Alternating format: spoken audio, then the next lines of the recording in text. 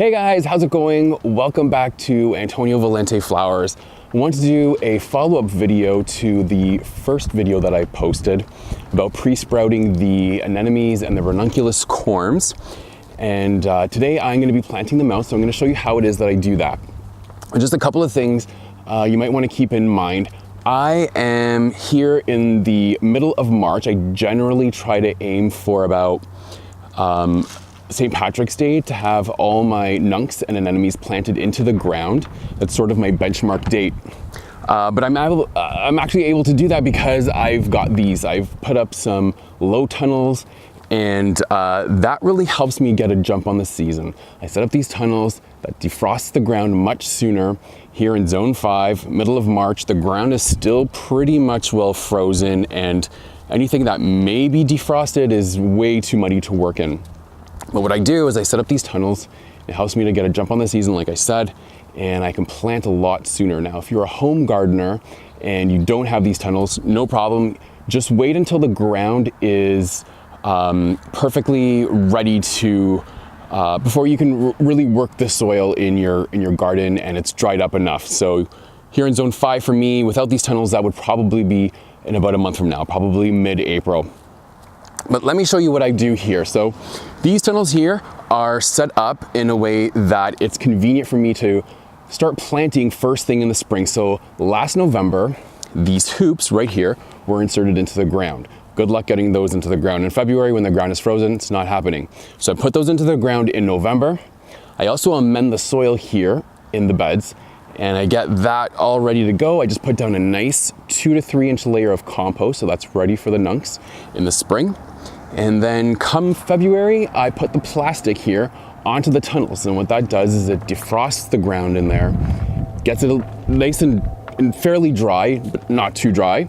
And it makes it nice and ready for me to start planting, like I said, around the middle of March. The other thing I do is when I think that the soil is just about ready is I take one of these. It's a minimum maximum thermometer, and I've just wrapped it in some plastic wrap just to keep it clean.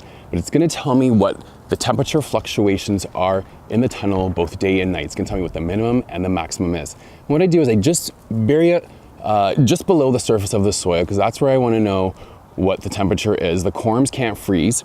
If we do get a little bit of frost on the foliage, when the plants are young, it's not a big deal. So I wanna know what the temperatures are in the soil. And once I can see that temperatures are steadily above freezing, I know that it's time to plant out the corms. So I have another tunnel that's already ready to go. Why don't we go over there, take a look at it, and I'll show you how I get them into the ground.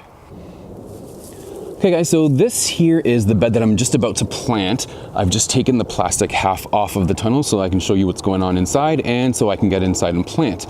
And the tunnels here, standard 4 feet wide, 25 feet long. And in a 4 foot wide bed, I can get 5 rows of ranunculus in here. Okay guys, so 1, 2, 3, 4, 5. I've just sort of dug out 5 trenches with a rake and a little bit of elbow grease. And we are going to plant the nuncs. So I have those ready right here. So there we go guys, there is one of the nuncs. That's what they look like when they have pre-sprouted. You can see they've got some nice white roots on them. Little shoots are coming out. And so these go into the ground 2 to 3 inches deep and roughly 6 inches apart. So I'd probably take the next corm. I'm just going to show you guys over here just for the sake of convenience. And I'd set it roughly 6 inches apart.